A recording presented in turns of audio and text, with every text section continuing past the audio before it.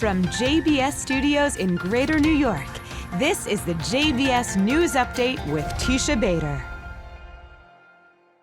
I'm Teisha Bader with the JBS News Update for Wednesday, February the 14th, 2024. An IDF soldier was killed today in a rocket attack believed to have been carried out by Iranian-backed, Lebanese-based terror group Hezbollah. 20-year-old IDF Staff Sergeant Omer Sarah Benjo was killed, and a reported 8 other soldiers were injured when a barrage of 11 rockets were fired at northern Israel from Lebanon. 9 rockets reportedly landed in open areas, but 2 hit an IDF base in the area of Tzfat. Benjo was apparently killed while running to a bomb shelter. The IDF launched widespread airstrikes in Lebanon in response, saying IDF fighter jets struck a series of Hezbollah terrorist targets. They included military compounds, operational control rooms, and terrorist infrastructure. The IDF noting that several targets belong to Hezbollah's elite Radwan forces. Fierce fighting continues today between Israeli troops and terror group Hamas in Gaza. The IDF shared video last night showing Hamas leader Yahya Sinwar. IDF spokesperson Rear Admiral Daniel Hagari releasing a statement with the images.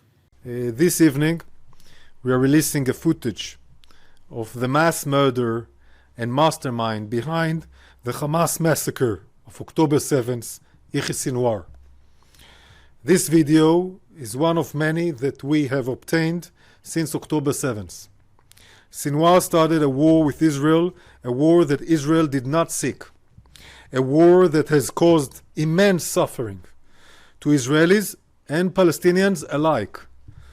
While the people of Gaza are suffering above ground, Sinwar is hiding in tunnels underground underneath them. Hagari saying the Hamas leader is only interested in his own survival at the expense of the people of Gaza, and saying that this video is one of many showing the terrorist mastermind. Hagari saying Hamas has been compromised, Hamas will be dismantled, and Hamas leaders, wherever they are hiding, should know they are on borrowed time. An Israeli delegation made up of family members of Israeli hostages being held by Hamas and several released hostages submitted a complaint of war crimes at the International Criminal Court in The Hague today. Israel's official X account wrote as the delegation departed today for the Netherlands, over 100 family members of the 134 Israeli hostages being held captive in Gaza are on their way to The Hague to file a war crimes claim against Hamas. Noting the families flew with Israeli carrier El Al, who chose the flight number 131,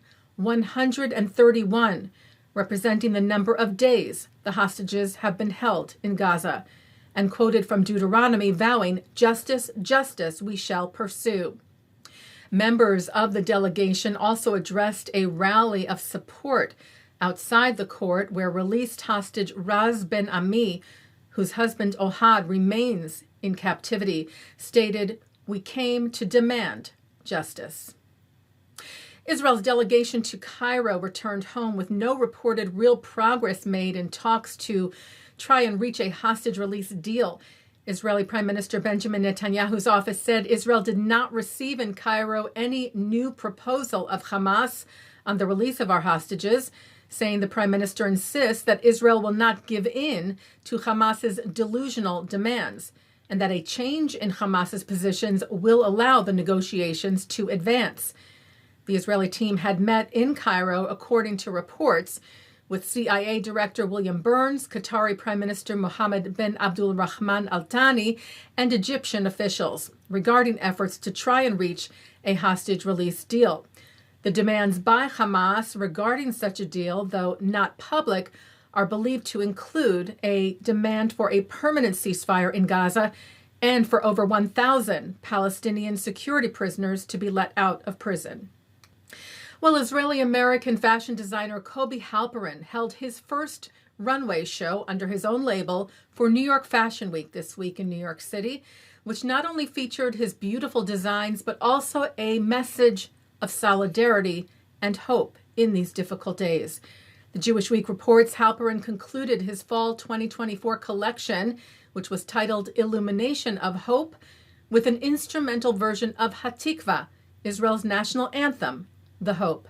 Halperin saying it just felt right, telling the New York Jewish Week, "It was my moment, and I wanted to use it to make people feel good about who we are as Israelis."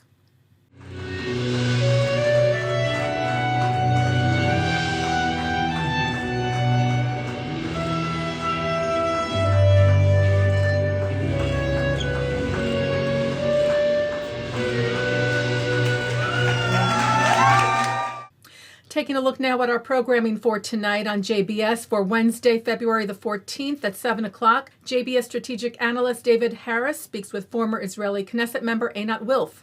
At 7:30, we hear from Dana Modan, creator, writer, and starring actress of Significant Other. At 8, Robert Siegel examines the implications of growing up with social media, with experts Sherry Turkley, Brian Merchant, and Jean Twang. At 9, director Jennifer Gelfer and actor John Buffalo Mailer discuss their film The Second Son. At 10, two leaders of the modern Orthodox community, Blue Greenberg and Rabbi Irving Yitz Greenberg, discuss their views on Jewish life today with Abigail Pogrebin.